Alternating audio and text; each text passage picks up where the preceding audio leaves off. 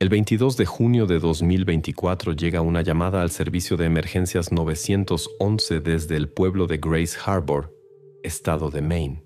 Es un lugar costero donde la vida transcurre tranquila y la policía se enfrenta más a menudo con infracciones de tráfico o disputas familiares que con algo serio. Esta vez la llamada no sonaba alarmante. Los vecinos se quejaron de un olor desagradable y un ventilador que lleva varios días zumbando sin parar. Notaron que el olor era extraño, dulzón y nauseabundo, y provenía exactamente de la casa de la esquina. La queja fue registrada como olor molesto y ruido técnico. A primera vista, nada criminal. 2 días después, el 24 de junio, una patrulla se dirigió a la dirección. La casa pertenecía a Thomas Ellerby, un residente local. Los policías se acercaron a la puerta, llamaron al timbre, golpearon, hicieron un anuncio por altavoz. Nadie salió. Intentaron llamar por teléfono al número indicado en la base de datos. No hubo respuesta. En ese momento el olor en la entrada se sentía más fuerte que en la calle. En las ventanas había condensación, lo que indicaba alta humedad en el interior. El ventilador seguía funcionando. El auto del propietario estaba aparcado junto a la casa, pero no había signos de su presencia. Los vecinos confirmaron: la situación no había cambiado en los últimos días. Estos casos se clasifican como verificación del bienestar del residente. Primero, la policía debe descartar una emergencia médica. Por ejemplo, la persona podría haber perdido el conocimiento o haber fallecido dentro de la casa. Por eso los oficiales tramitaron una orden de registro de emergencia. La ley permite hacerlo si hay razones suficientes para creer que el propietario está en peligro. Aquí había varios factores: olor constante, ausencia de contacto y signos de espacio cerrado. El juez otorgó el permiso rápidamente. Cuando la orden estuvo en sus manos, los policías entraron. Inmediatamente abrieron las ventanas para ventilar las habitaciones y comenzaron la inspección. Los primeros pisos parecían ordinarios. Los muebles en su lugar. No había señales de allanamiento o desorden. Pero el olor se intensificaba al acercarse a la escalera que bajaba. En la puerta del sótano se volvía especialmente denso.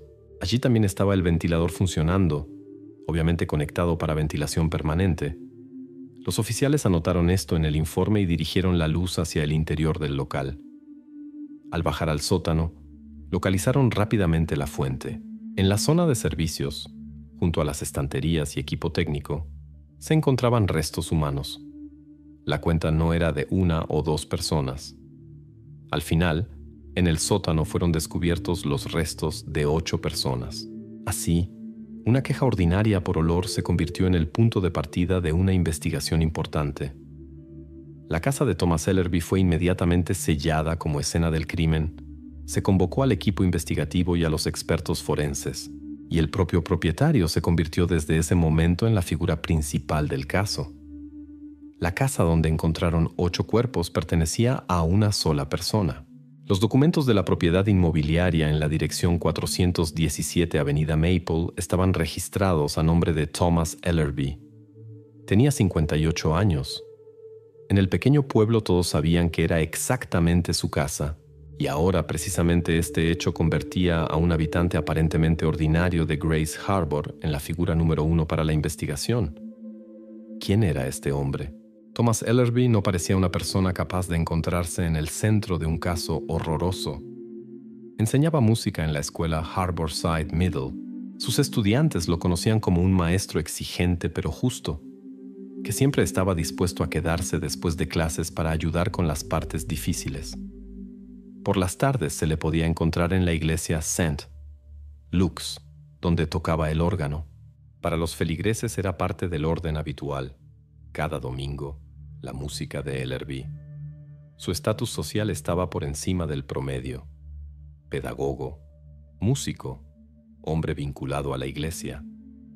Ellerby era considerado un habitante respetado de la ciudad, una persona en quien confiaban los padres, la administración escolar, la comunidad.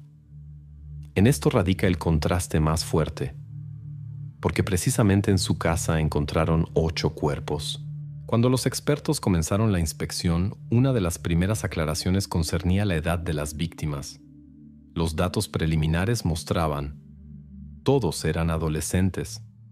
No era un conjunto aleatorio de personas, no un cuadro desordenado. Era un grupo de víctimas de la misma edad, lo que inmediatamente los conectaba con el mundo del propio Ellerby. Él enseñaba precisamente a adolescentes.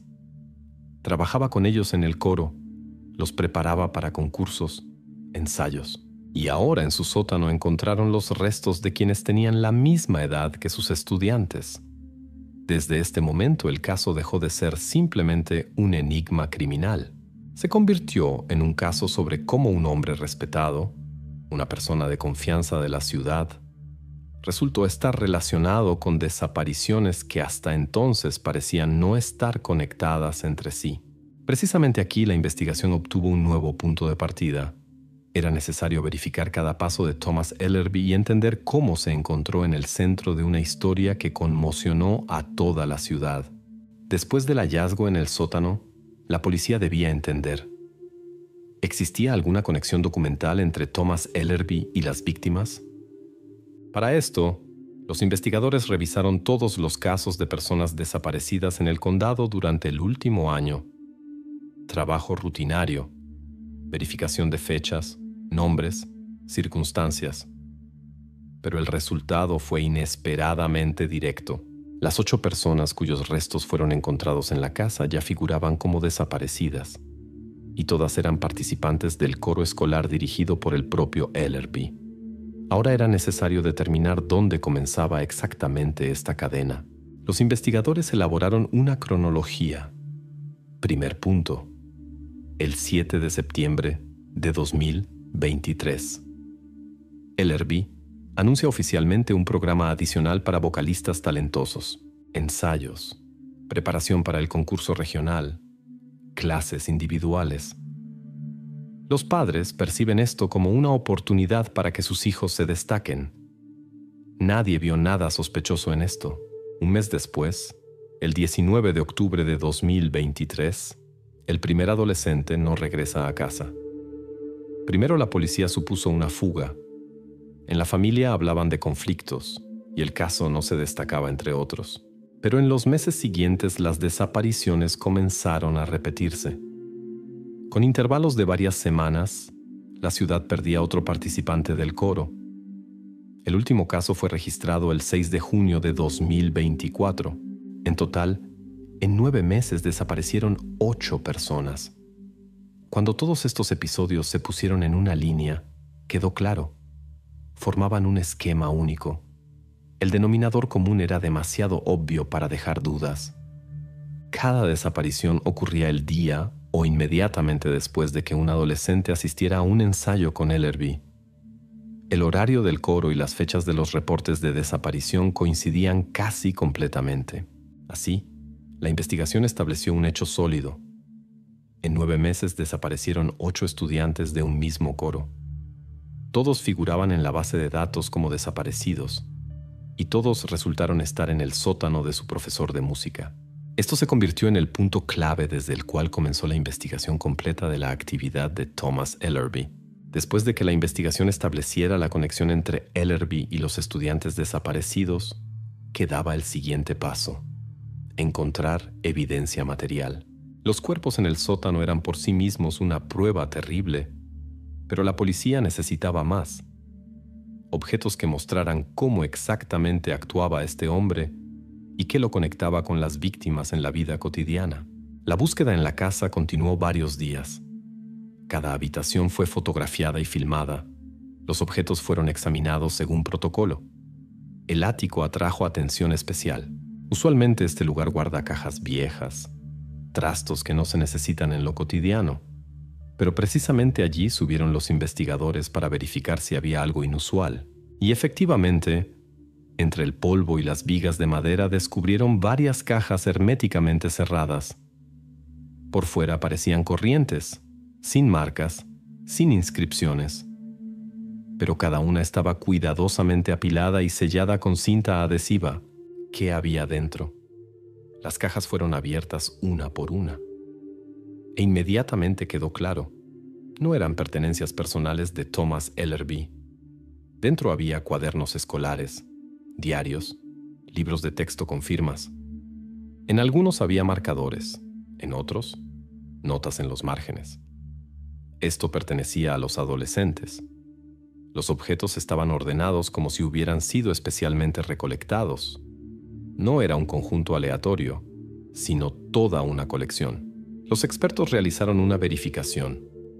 Caligrafías, firmas, fechas, dibujos. Todo coincidía. Estos objetos pertenecían a esos mismos 8 desaparecidos. Para la investigación esto se convirtió en la primera confirmación directa de que en la casa de Ellerby no solo se encontraban ellos mismos, sino también sus pertenencias personales, lo que significaba que la conexión entre el maestro y las desapariciones se volvía aún más sólida. Pero entre los hallazgos del ático se destacaba un objeto. En la pila de cuadernos había un sobre con impresiones de horarios del coro Harborside Middle. Eran documentos oficiales que Ellerby usaba para planificar las clases.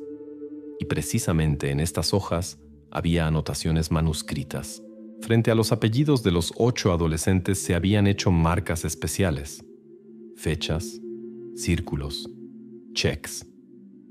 Estos papeles no eran simplemente parte del proceso educativo. Se convertían en evidencia porque mostraban una selección. Para la investigación, esto se convirtió en un momento decisivo. Ahora estaba probado. Las desapariciones no fueron accidentales. Cada una de ellas estaba previamente relacionada con los ensayos del coro, y el propio Ellerby anotaba esto en los documentos. Estas listas se convirtieron en la primera evidencia material que indicaba la premeditación de sus acciones. Desde este momento la investigación cambió de rumbo. Ahora la policía buscaba no solo evidencia dentro de la casa, sino que también comenzó a recopilar toda la información posible sobre cómo exactamente Ellerby preparaba sus acciones, con quién contactaba y qué pasos tomaba fuera de su casa. Después del descubrimiento de evidencias en la casa de Thomas Ellerby, la cuestión sobre su estatus para las autoridades policiales ya no se planteaba. Hasta entonces figuraba como testigo y propietario de la casa donde se hizo el hallazgo, pero ya el 24 de junio de 2024 la situación cambió radicalmente. Basándose en los cuerpos descubiertos, las pertenencias personales de los adolescentes desaparecidos y los horarios con anotaciones, el tribunal emitió una orden de arresto. Este fue el momento cuando Ellerby se transformó oficialmente de respetado maestro y organista en principal sospechoso en el caso de desapariciones y muerte de 8 personas. Su detención transcurrió tranquilamente. Ellerby fue arrestado en su propia casa, donde continuaba la búsqueda. Los policías presentaron la orden. Él no ofreció resistencia. Todo ocurrió bajo cámaras para que el proceso tuviera plena fuerza jurídica. Le explicaron sus derechos. Lo llevaron a la estación del condado donde ya se preparaba el protocolo del primer interrogatorio. Desde este momento quedó en aislamiento y la casa en Maple Avenue fue completamente sellada y entregada a los criminalistas. Luego la atención de la investigación se dirigió a su reacción. Lo primero que querían registrar era su posición respecto a los cuerpos encontrados. En el gabinete de interrogatorios, en presencia de un abogado de oficio, a Ellerby le presentaron la lista de acusaciones y le hicieron la pregunta directa. ¿Cómo llegaron los restos de 8 adolescentes al sótano de su casa? Según el protocolo, su respuesta fue extremadamente breve. Ellerby se negó a explicar lo que pasaba. Declaró que había ocurrido un error y que no tenía relación con el hallazgo. Luego se acogió a su derecho de no testificar contra sí mismo y exigió un abogado para todos los procedimientos posteriores. Tal comportamiento se convirtió en una barrera para la investigación. Del sospechoso no llegó ninguna información que pudiera aclarar su versión de los eventos. No negaba el hecho de ser propietario de la casa, pero se negaba a responder preguntas sobre los objetos y cuerpos encontrados. Para los investigadores esto significaba una cosa. La línea de defensa se construía sobre silencio total. En sentido jurídico, la negativa a cooperar junto con la gravedad de las evidencias presentadas limitaba drásticamente sus posibilidades. El tribunal consideró la cuestión de la medida preventiva. Considerando que se trataba de 8 fallecidos encontrados en una casa que pertenecía a Ellerby, Y considerando los horarios encontrados en el ático, no tenía ninguna oportunidad de liberación bajo fianza. El juez decidió mantenerlo bajo custodia sin derecho a depositar fianza. Así, el ciudadano respetado, pedagogo conocido y músico, terminó definitivamente en el estatus de principal sospechoso. Este fue un punto de no retorno. Ahora la investigación dejó de ser una búsqueda de posibles conexiones y se convirtió en preparación de una base probatoria que debía responder a la pregunta principal. ¿De qué manera Ellerby pudo organizar una serie de desapariciones y ocultar todo esto durante casi un año? La investigación ya tenía evidencias sólidas contra Thomas Ellerby, pero según la ley no se puede cerrar en una sola versión. Cualquier caso resonante requiere verificación de escenarios alternativos para excluir errores. La pregunta se planteaba así: ¿realmente Ellerby era el único culpable posible o podía haber otra fuerza detrás de las desapariciones? Según el procedimiento estándar, los investigadores ampliaron el círculo de verificación. Comenzaron con interrogatorios a testigos cerca de la escuela donde el maestro dirigía las clases de coro. Revisaron todos los reportes que llegaron a la policía en los últimos meses. Cotejaron observaciones de habitantes locales, verificaron rutas de desplazamiento de los adolescentes desaparecidos, y bastante rápido aparecieron 3 nuevas pistas que no encajaban de ninguna manera en la versión simple de maestro y sus estudiantes. La primera línea surgió de testimonios de testigos. Varias personas afirmaban haber visto repetidamente cerca del edificio escolar una furgoneta gris sin placas del condado. El vehículo aparecía por la tarde cuando el coro terminaba los ensayos y se iba después de unos minutos. En ese momento no la consideraron sospechosa, pero ahora este detalle se veía diferente. La segunda pista concernía a una de las familias. Una de las víctimas tenía un padrastro que estaba abiertamente en conflicto con la administración escolar. La causa mencionada eran medidas disciplinarias, quejas y disputas sobre cómo los maestros trataban al niño. En los materiales se conservaron registros de su comportamiento agresivo en reuniones escolares. Para la investigación esto se veía como un posible motivo de venganza o presión. La tercera línea resultó estar relacionada con el propio Ellerby, pero no directamente con su trabajo.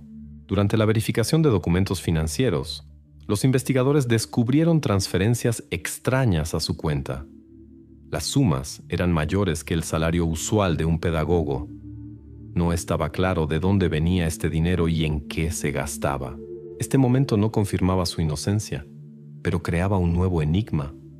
Quizás detrás de lo que pasaba no solo había motivos personales. Así, la investigación tuvo 3 direcciones diferentes: la versión de un depredador desconocido con furgoneta gris, la versión de conflicto dentro de la familia de una de las víctimas y la versión de secretos financieros del propio Ellerby. Cada dirección requería verificación, interrogatorios, análisis de coartadas y búsqueda de confirmaciones. La historia dejó de ser lineal. Si antes se veía como un esquema obvio de maestro y sus estudiantes, ahora la investigación se encontraba en una situación donde era necesario desenredar todo un ovillo. Cada pista abría una nueva línea de eventos, y esto significaba que la investigación entraba en el segundo acto, en un verdadero laberinto donde los investigadores ya tenían varios sospechosos potenciales y ninguna respuesta definitiva. La pregunta que se planteó primero ante los investigadores después del arresto de Ellerby sonaba simple. ¿Había alguien notado rarezas en su comportamiento durante los meses cuando desaparecían los adolescentes? Para responder a esto, la policía decidió analizar su vida rutinaria. No solo el trabajo en la escuela e iglesia, sino también compras domésticas, rastros financieros. Tal análisis a menudo permite ver lo que escapa a los ojos de vecinos y colegas. Pronto la atención atrajo recibos de la ferretería Harbor Hardware. En los últimos meses, Ellerby hacía allí compras regulares. A primera vista no hay nada sospechoso en esto. Cada propietario compra algo para reparaciones y mantenimiento. Pero cuando los empleados reunieron todas las transacciones en una sola línea, se volvió obvio. El conjunto de mercancías no correspondía al estilo de vida de un profesor de música y organista. Estas compras encajaban más con alguien que intenta controlar un espacio, aislarlo y ocultar ciertos rastros. ¿Qué compraba exactamente? En las listas aparecían ventiladores industriales, paneles de insonorización, sacos de cal y grandes contenedores herméticos. Cada posición por separado puede parecer doméstica. Un ventilador, para ventilar la casa. Paneles, para mejorar la acústica. Cal, para necesidades domésticas. Contenedores, para almacenamiento. Pero juntas estas compras parecían un conjunto usado para ocultar olor, ruido y rastros biológicos. Y precisamente esto preocupaba más a los investigadores. Cuando los policías relacionaron las fechas de compras con las quejas de los vecinos, el rompecabezas encajó. En primavera de 2024, los residentes de la calle comenzaron a notar el ruido constante del ventilador de la casa de Ellerby. Este periodo coincidía exactamente con las fechas de sus grandes compras en Harbor Hardware. La gente decía que el sonido provenía del sótano, continuo, sin pausas nocturnas. Para la policía esto se convirtió en confirmación directa. La ventilación de la que se quejaban los vecinos fue instalada después de estas compras, y su propósito estaba relacionado no con reparaciones, sino con el intento de ocultar las consecuencias de crímenes. Así, la investigación obtuvo otra prueba. El comportamiento de Ellerby, registrado no en palabras sino en recibos y testimonios de vecinos, mostraba intención. No guardaba accidentalmente los cuerpos en el sótano. Se preparaba sistemáticamente para ocultar rastros y minimizar la atención exterior. Estos datos fortalecieron la posición de la acusación e introdujeron aún más profundamente la investigación en el estudio de cuán cuidadosamente planificaba sus acciones. Para probar la culpabilidad de Ellerby, los investigadores necesitaban responder a la pregunta principal: ¿cómo llegaban las víctimas a su casa? Solo los objetos encontrados y testimonios de vecinos no eran suficientes. Se necesitaban datos objetivos que no dejaran lugar a dudas. La policía comenzó a recopilar rastros digitales. Primero confiscaron grabaciones de cámaras de vigilancia por toda Maple Avenue. Se usó todo: cámaras urbanas, cámaras de grabadores de video y timbres de puertas de vecinos. Los dispositivos registraban no solo la calle, sino también a los peatones mismos. Precisamente en estos archivos se encontró lo que buscaba la investigación. Las cámaras registraron los últimos minutos de vida de las víctimas, y ahora los investigadores tenían la posibilidad de reconstruir la cadena de eventos paso a paso. ¿Qué mostraron las grabaciones? En diferentes fechas se trazaba una misma escena. Thomas Ellerby camina por la calle junto a uno de los adolescentes. Conversan tranquilamente, sin signos de coacción.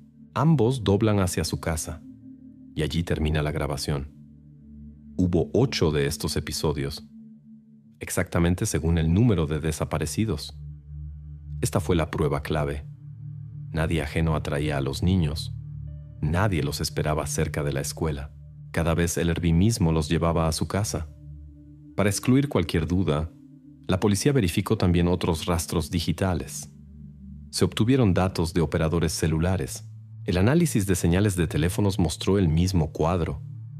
Los dispositivos de los 8 adolescentes dejaban de emitir señal precisamente cuando se encontraban en el área de la casa de Ellerby. La geolocalización se cortaba en una sola dirección: 417 Maple Avenue. Así, las grabaciones de video y los datos de redes móviles coincidieron. Las cámaras mostraron que Ellerby personalmente acompañaba a los adolescentes, y los datos telefónicos confirmaron que precisamente en su casa perdían contacto con el mundo exterior. Estas pruebas funcionaron como una tenaza. Encerraron a las víctimas y al sospechoso en un mismo lugar y al mismo tiempo. Desde este momento, la versión de desapariciones accidentales cayó definitivamente, y la investigación se concentró en buscar cómo exactamente Ellerby planificaba y ocultaba sus acciones. Para entender qué pasaba exactamente con los adolescentes después de que entraran a la casa de Ellerby, la investigación se basó en datos de criminalistas. Sin conclusiones médicas precisas, esto seguiría siendo solo conjeturas. El 10 de julio de 2024 estuvo listo el informe de la pericia médico-legal. El documento se convirtió en uno de los más importantes del caso. Unió los 8 casos en un esquema único y confirmó: la causa de muerte en todas las víctimas era idéntica. Los expertos describieron detalladamente el mecanismo. En las muestras de tejidos se descubrieron rastros de sedantes potentes. Esto significaba que primero sumían a los adolescentes en estado de inconsciencia. Pero el asunto no se limitaba a eso. Prácticamente en todos los casos estaban presentes signos de asfixia. La formulación médica indicaba estrangulamiento, es decir, no actuaba una ira espontánea, sino un escenario claro y metódico. Primero control sobre la víctima a través de medicamentos, luego la acción final. Tal método de 2 etapas indicaba cálculo. No fue un estallido emocional accidental, no violencia caótica. Ellerby actuaba fríamente, eligiendo la secuencia de pasos para excluir resistencia. Los expertos concluyeron: los 8 adolescentes murieron según el mismo esquema. Esto confirmó una vez más el carácter serial de los crímenes y mostró que se trataba de planificación, no de episodios aislados. La siguiente etapa consistía en buscar rastros biológicos que pudieran conectar definitivamente a las víctimas con la casa y automóvil de Ellerby. El 29 de julio de 2024 se completó la pericia de ADN. Los materiales para análisis se tomaron del sótano, de las cajas del ático, de muebles y del interior del auto. El laboratorio comparó los perfiles con la base de datos y muestras oficiales proporcionadas por las familias de los desaparecidos. Los resultados fueron inequívocos. Los perfiles de ADN de las 8 víctimas fueron descubiertos en la casa. Los rastros se conservaron en paredes y piso del sótano, en pertenencias personales encontradas en el ático, así como en el maletero del automóvil de Ellerby. Esto significaba que los adolescentes no solo estuvieron dentro de su casa, sino que también fueron transportados por él personalmente. Así, la pericia puso el punto final en la cadena de pruebas. Causa de muerte idéntica. Mecanismo confirmado. El ADN conectó a las víctimas, el lugar y el sospechoso en un sistema único. La ciencia confirmó completamente lo que antes era solo una versión de la investigación. Ahora la acusación tenía no solo motivo y pruebas indirectas, sino también prueba científica directa. Todo esto se convirtió en el fundamento para preparar el proceso judicial, donde había que verificar si esta base probatoria resistiría la presión de la defensa. Después de una serie de declaraciones resonantes y publicaciones en la prensa, la atención al caso Ellerby se mantenía alta. Pero dentro de la investigación misma era necesario entender no solo las pruebas principales, sino también las versiones secundarias que aparecieron en la etapa temprana. Recordemos, en el campo de visión de la policía había 3 líneas adicionales. Es la furgoneta gris vista cerca de la escuela. Es el padrastro conflictivo de uno de los desaparecidos. Y son las transferencias financieras sospechosas que supuestamente podían indicar acuerdos secretos de alguien. Los investigadores estaban obligados a verificar cada una de estas versiones. Ignorar tales datos es imposible. Cualquier descuido puede llevar al colapso del caso en el tribunal. Por eso el trabajo fue metódico. En cada línea fueron interrogados testigos, recopilados documentos, confiscados rastros digitales.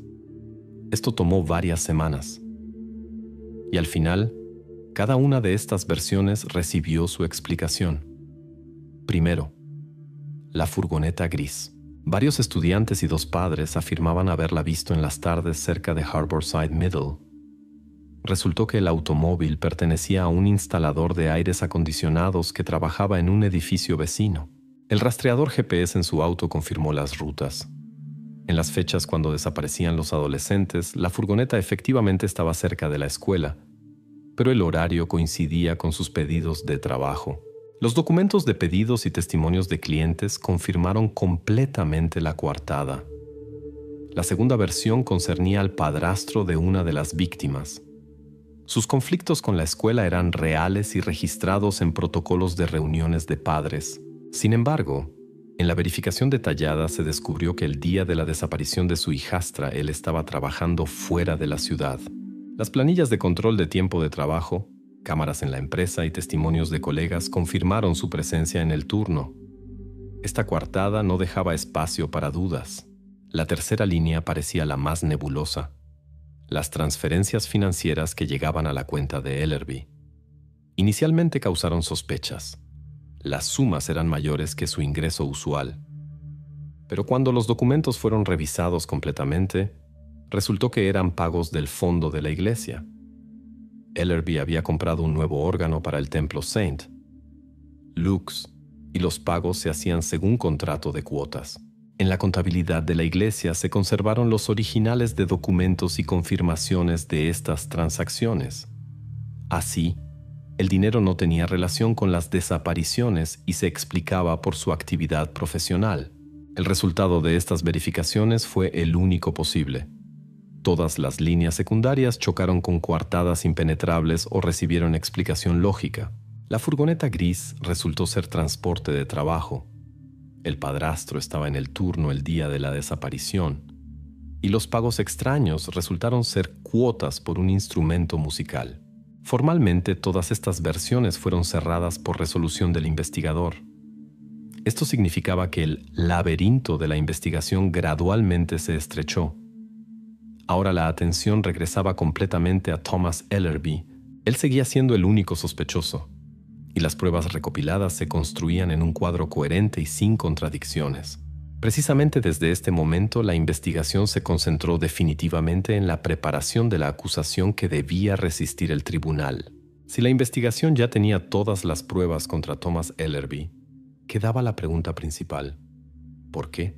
Si se excluye dinero, venganza o encargos de alguien, ¿qué pudo impulsar a un respetado maestro escolar y organista a una serie de asesinatos cuidadosamente preparados? Para responder a esto, los investigadores se dirigieron hacia su salud y psique. Fueron solicitados los expedientes médicos de Ellerby, así como se asignó una pericia psiquiátrica judicial. El estudio de documentos médicos reveló varios problemas. Ellerby sufría de pérdida auditiva progresiva, acompañada de tinnitus, zumbido constante en los oídos. Para un músico y profesor esto no era simplemente una molestia, sino una catástrofe. Los médicos registraban que en los últimos años su audición se había deteriorado drásticamente. En combinación con esto, los psiquiatras revelaron en él un trastorno de adaptación. No podía resignarse a los cambios en su vida. Se añadieron rasgos narcisistas de personalidad, deseo de controlar a otros y relación dolorosa con su propio estatus. La pericia reunió todo esto en un cuadro único. Ellerby percibía la pérdida de audición como el fin de su identidad. La música y las voces infantiles puras con las que trabajaba se convirtieron para él en una idea obsesiva. Según la conclusión de los expertos, el motivo se formó en lógica patológica. Quería conservar las voces de sus estudiantes en la forma en que sonaban para él entonces, mientras su audición aún le permitía percibirlas, y antes de que cambiaran con la edad.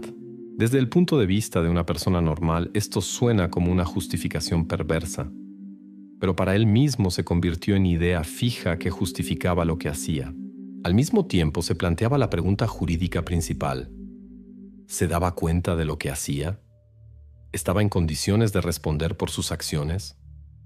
A estas preguntas debía responder la pericia psiquiátrica judicial. A pesar de los diagnósticos establecidos, los médicos llegaron a una conclusión inequívoca. Thomas Ellerby entendía el carácter de sus acciones y podía controlarse. Es decir, permanecía cuerdo en el momento de cometer cada uno de los crímenes. Así, los expertos confirmaron. No se trataba de un colapso accidental y no de locura, sino de actividad secuencial, patológicamente motivada, pero aún así consciente. Esta conclusión fue decisiva. Ahora la acusación tenía no solo pruebas, sino también conclusión oficial sobre su cordura. Esto significaba que le esperaba un juicio, y Ellerby comparecería ante él como persona completamente capaz de asumir responsabilidad por sus actos. El interrogatorio final de Thomas Ellerby se convirtió en el momento clave de toda la investigación. En este momento la investigación tenía una base probatoria completa. Testimonios de testigos, rastros digitales, resultados de pericias, objetos encontrados y conclusiones médicas. La pregunta ahora no era si hay suficientes pruebas, sino cómo se comportaría el propio sospechoso cuando todo esto le fuera presentado personalmente. El motivo formal para el encuentro era obvio. Antes de transferir el caso al tribunal, los investigadores debían realizar un interrogatorio conclusivo, fijándolo con protocolo. Esta vez decidieron llegar hasta el final, presentar cada prueba, cada evidencia, para ver la reacción de Ellerby. Era el momento de confrontación directa. El hombre que se consideraba pedagogo respetado y organista se encontraba por primera vez cara a cara con el cuadro construido contra él. El interrogatorio se realizó en una sala especialmente equipada donde se hacía grabación de video. Ante Ellerby sobre la mesa se pusieron fotografías de cámaras de vigilancia que mostraban cómo él mismo acompañaba a los adolescentes hacia su casa. Luego, siguieron impresiones de datos telefónicos que confirmaban que sus teléfonos dejaban de funcionar precisamente en su dirección. El investigador mostró recibos de la ferretería Harbor Hardware, donde compraba ventiladores industriales, sacos de cal y contenedores. Después fueron demostrados informes de expertos. Los perfiles de ADN encontrados en el sótano y en el automóvil coincidían con los perfiles de las 8 víctimas. Para intensificar la presión, el investigador leyó extractos de cartas que Ellerby escribía a los padres, invitando a sus hijos a clases adicionales de coro. Estos documentos, que antes parecían inofensivos, ahora se convertían en parte de las pruebas. Se añadieron datos de registros informáticos. Se registraban sus consultas sobre medicamentos y medios para aislar locales. Cada prueba se superponía a otra, como ladrillos de una pared que lenta pero implacablemente se cerraba alrededor de él. Todos estos materiales se presentaron secuencialmente, y la reacción de Ellerby resultó ser tal que nadie esperaba. El protocolo del interrogatorio registró su silencio. No disputaba, no negaba, no hacía intentos de justificarse. No hubo emociones, ni estallidos de ira, ni lágrimas. Indiferencia completa.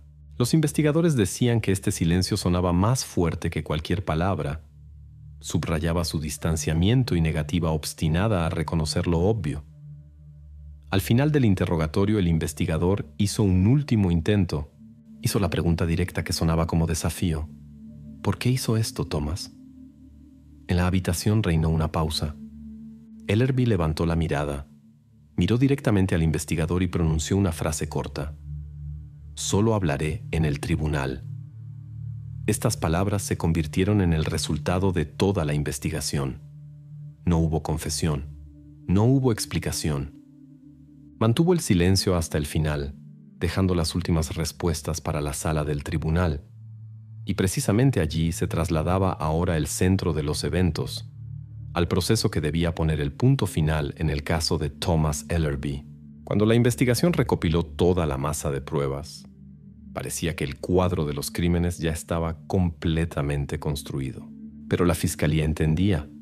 Para el tribunal se necesitaba un argumento contundente que destruyera cualquier intento de la defensa de referirse a casualidad o colapso psíquico.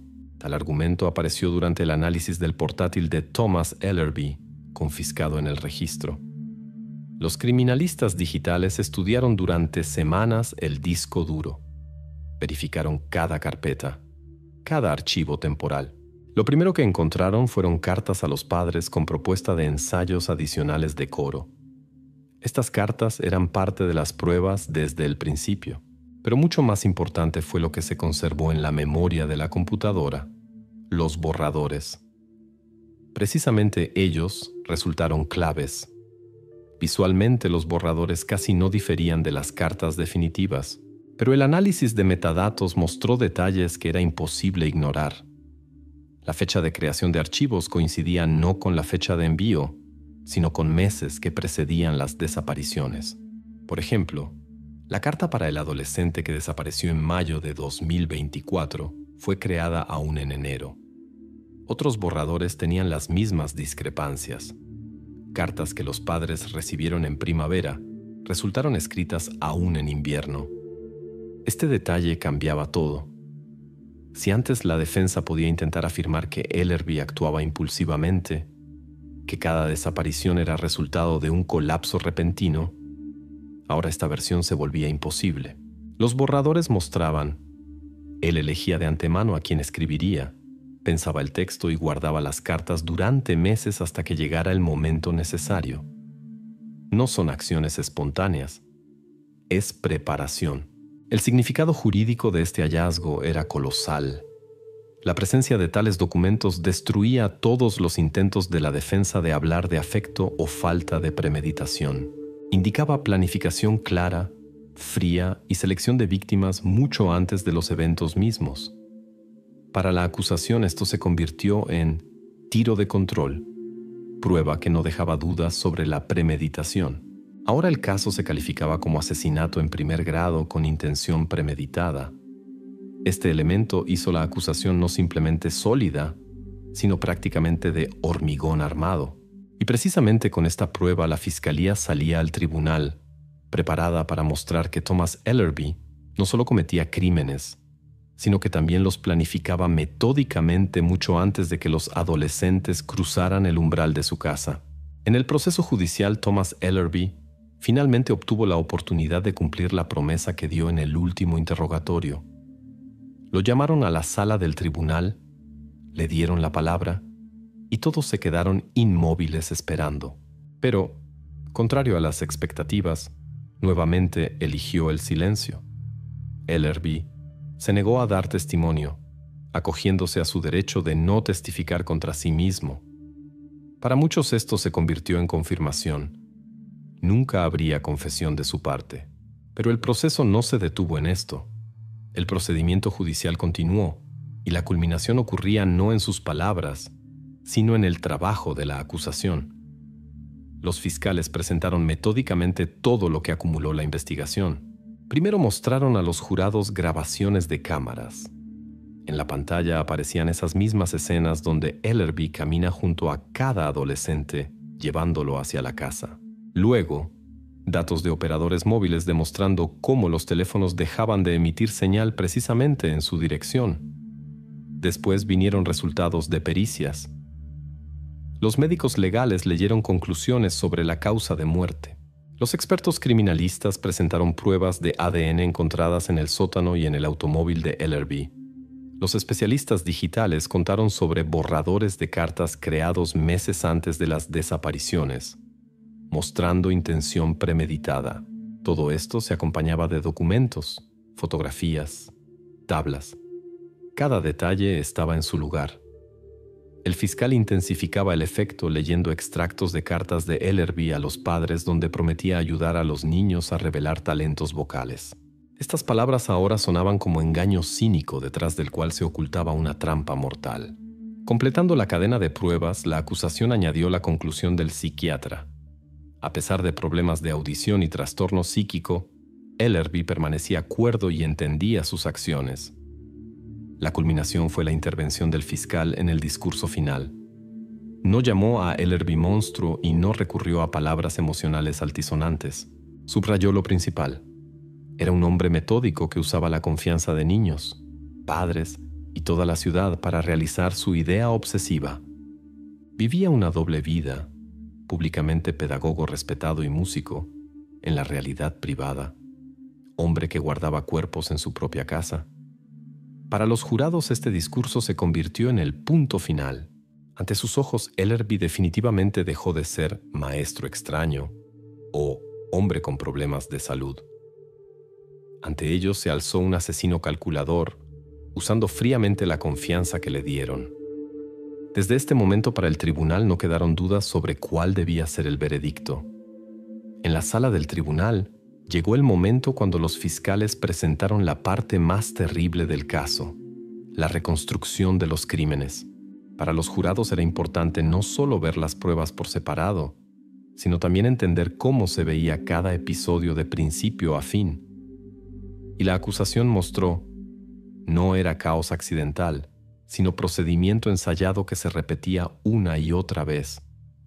La reconstrucción se construía sobre el conjunto de datos, cartas y sus borradores, rastros digitales, testimonios de testigos, pericias. Todo esto se plasmó en un esquema único que demostraba que cada desaparición ocurría según el mismo algoritmo. En esto radicaba el horror principal. Todo estaba llevado a repetición rutinaria, como en una cadena de montaje. Primero la investigación mostró la etapa preparatoria. Ellerby elegía de antemano la futura víctima y componía borrador de carta para los padres. En estos borradores se indicaban fechas y pretextos para ensayos adicionales. Después la carta se enviaba en momento oportuno. Los padres la veían como propuesta habitual de clase y aceptaban. Luego venía el siguiente paso: encuentro después de clases. Ellerby acompañaba al estudiante en paseo a través del parque, lo que registraron cámaras de vigilancia y testigos. Este paseo era el momento clave. Precisamente así, el adolescente se encontraba junto a él fuera de la escuela, en ambiente neutral, y caminaba tranquilamente hasta su casa. La entrada a la casa y desaparición subsiguiente se registraba según datos de teléfonos y rastros digitales. Luego la reconstrucción pasaba al sótano. Allí comenzaba la segunda etapa, el asesinato. Los expertos confirmaron que primero se aplicaban sedantes. El adolescente perdía conciencia y dejaba de resistir. Después seguía el paso final, estrangulamiento, que se registraba como causa directa de muerte en los 8 casos. Etapa final, ocultamiento.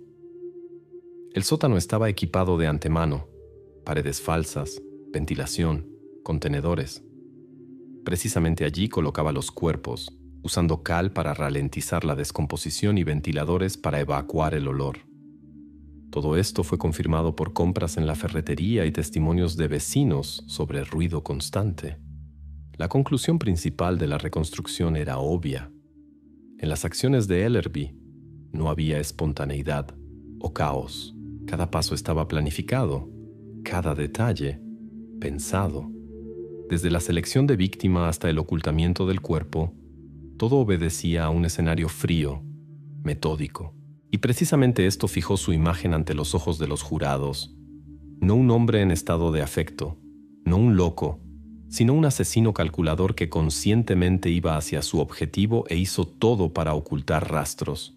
Esta reconstrucción se convirtió en puente hacia la siguiente etapa del proceso: discusión de los jurados sobre el veredicto que debía determinar su destino. El 9 de mayo de 2025 el proceso entró en su etapa final. Después de los alegatos finales del fiscal y abogado, los jurados se retiraron a la sala de deliberaciones. La atmósfera en la sala era tensa. Todos entendían que la decisión ya estaba cerca, pero nadie sabía cuánto tiempo sería necesario para tomarla. Usualmente en tales casos las sesiones pueden alargarse horas o incluso días. Pero esta vez todo pasó diferente. Los jurados regresaron en menos de 2 horas. Tal periodo corto significaba una cosa: prácticamente no había dudas en su decisión. Cuando regresaron a la sala, reinó silencio completo. El jefe de jurados se levantó, entregó la hoja con la decisión al juez y éste comenzó a leerla. El veredicto era claro e inequívoco: culpable. Ellerby fue declarado culpable en los 8 puntos de acusación de asesinato en primer grado. Cada desaparición, cada muerte fue reconocida como acción planificada. La sala escuchó en silencio. Nadie se sorprendió, pero el momento mismo produjo fuerte impresión. La investigación y proceso de varios meses terminaban con reconocimiento jurídico de su culpa. El siguiente paso fue la sentencia. El juez, apoyándose en el veredicto de los jurados, leyó la decisión final. Thomas Ellerby es condenado a cadena perpetua sin derecho a libertad condicional. Esto significaba que pasaría el resto de su vida en prisión, sin tener la menor oportunidad de salir libre. Así la historia, que había comenzado con queja por olor y ruido de ventilador, terminó en la sala del tribunal. La sentencia puso punto en el caso penal, pero para la ciudad y familias de las víctimas esta historia seguiría siendo por mucho tiempo una herida que no cicatriza. Después del anuncio de la sentencia quedaba otra pregunta importante: ¿qué hacer con la casa en Maple Avenue donde ocurrió todo lo más terrible? Esta dirección se transformó instantáneamente en símbolo. y no en buen sentido. A la casa comenzaron a llegar curiosos. Aparecieron rumores e incluso intentos de organizar sombríos tours. Para los familiares de las víctimas y toda la ciudad, esto se convirtió en dolor adicional. El municipio, junto con las familias de las víctimas, tomó la decisión de que la casa no debía continuar existiendo como recordatorio del mal. Y poco después de la conclusión del juicio, el edificio fue demolido.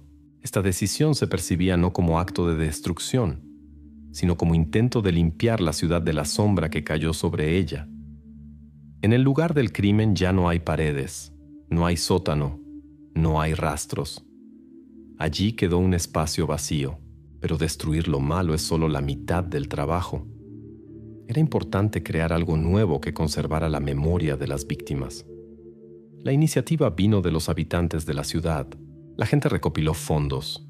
Al proyecto se conectaron el distrito escolar, la iglesia, empresarios locales. El resultado fue la aparición de un memorial en Siglas Park, en ese mismo parque por el cual Ellerby llevaba a los niños hacia su casa. Ahora allí está instalada una composición conmemorativa con los nombres de las 8 víctimas. Este lugar se convirtió en punto de memoria donde vienen familias, estudiantes y habitantes para depositar flores y honrar la memoria. El caso Ellerby cambió el sistema mismo. El distrito escolar revisó completamente las reglas de seguridad. Ahora las clases individuales y ensayos extracurriculares están estrictamente reglamentados. Los padres deben firmar consentimiento para cada visita, y los encuentros ocurren solo en territorio de la escuela y solo con puertas abiertas.